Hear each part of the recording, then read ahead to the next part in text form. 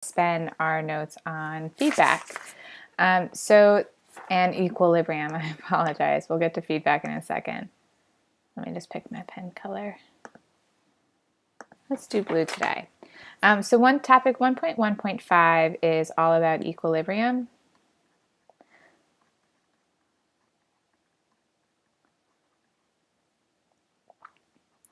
When you hear equilibrium, it's really the same as saying balance. And in biology, you learn this word, which is homeostasis. Homeo or homo means staying the same.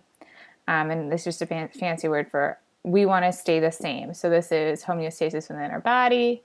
And we're going to specifically talk about equilibrium in ecosystems. But of course, when we're talking about systems, it could literally mean anything. We want equilibrium in a social system. We want balance. We want happiness. So equilibrium, if we were to define it and put a definition for it, it's a tendency for a system to return to an original state. So I'm going to write that out for you.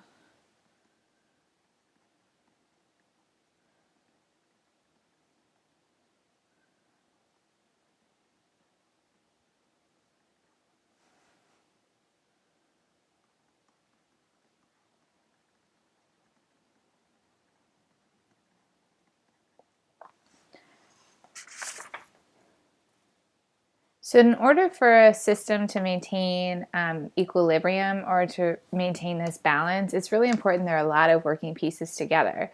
And that way, if one piece falls out, someone else can pick up the slack. But if you have very few pieces in your system, once you remove one thing, it kind of is downhill from there, and you can't get back from it.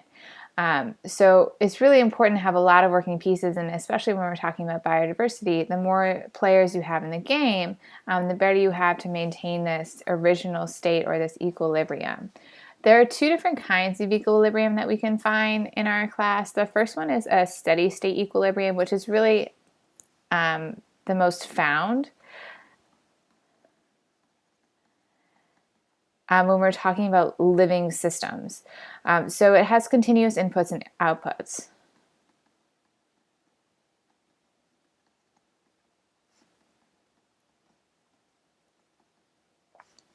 And when we're talking about inputs and outputs, it's of energy and matter.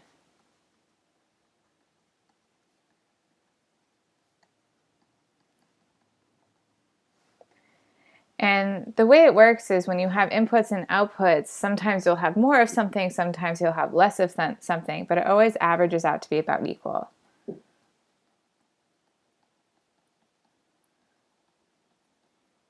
So I can't look at the system and say, yes, at this point it is in equilibrium, but I know if I look at a system over time, I know that it has a similar cycle and it will end up being balanced at the end.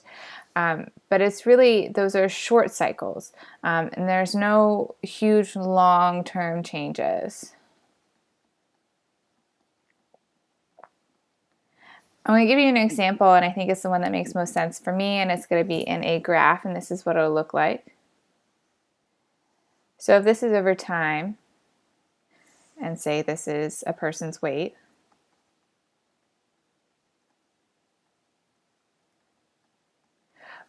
we all stay about the same weight, but we have fluctuations. For instance, this would be like Thanksgiving. I wasn't in equilibrium at this point, but if you keep going over time, I'm going to go back down, I'm going to go running, and continue on this fluctuation of weight, but I always end up about the same. Of course, if I am not in a stable system, what could happen is it could go either direction. So if I change too much, what will happen is I'll actually make myself a new equilibrium to be at, but that's if I make that change too much. Ideally, a steady state equilibrium is right here. Okay, but if I have that long-term change, I'm going to end up here. The next kind of equilibrium we're going to talk about is not really for a living system. It is a static equilibrium, and it has no change over time.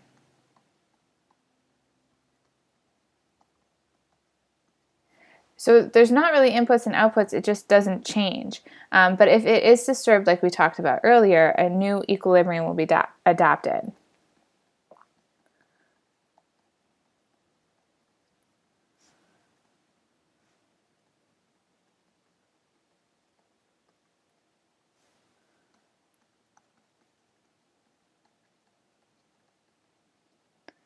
And there's really two examples I can give you. One is what I thought about instantly is if I just leave, I don't know, like a rock, okay? One second. There we go. I'm sorry, guys. I don't know why I did that.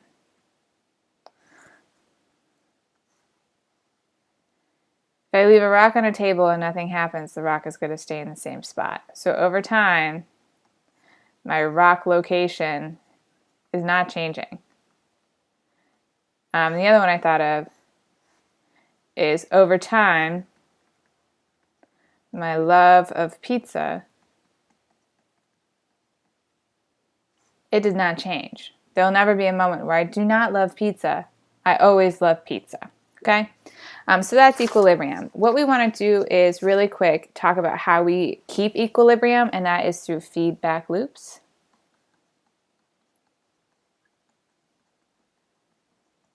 And that is 1.1.6.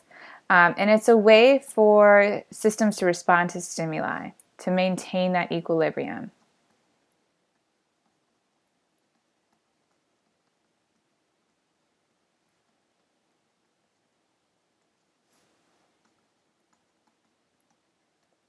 There are two different kinds of feedback loops. There's positive feedback loops, and this will pull you away from equilibrium.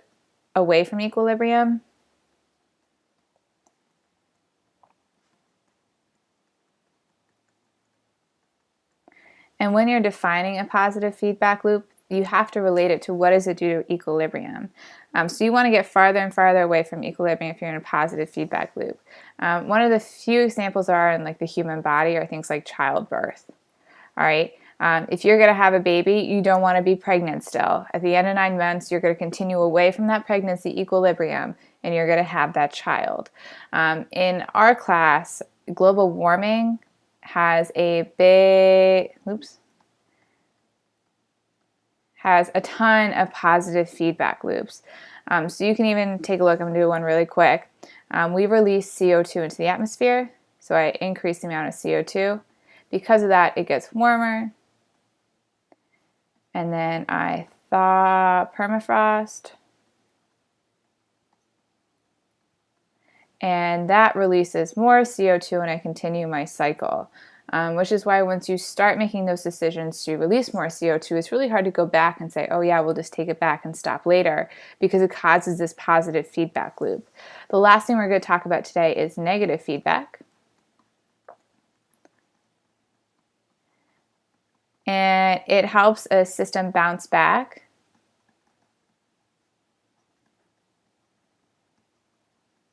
/ return to equilibrium.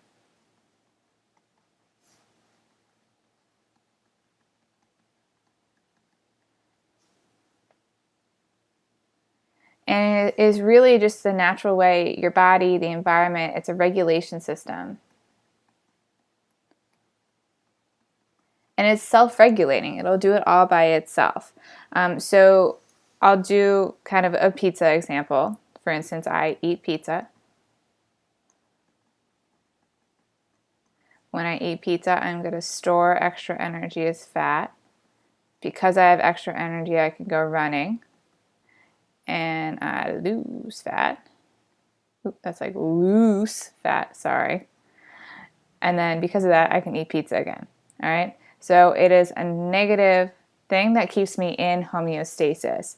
If we're going to talk in the environment, the best way to do it is think about population dynamics and the way, let's say, predator and prey react. So say I have increase in my wolf population. Because of that, wolves are eating too much. I'm going to have a decrease in deer. If I don't have enough deer, there's not enough food for the wolves to eat, so my wolf population is going to decrease.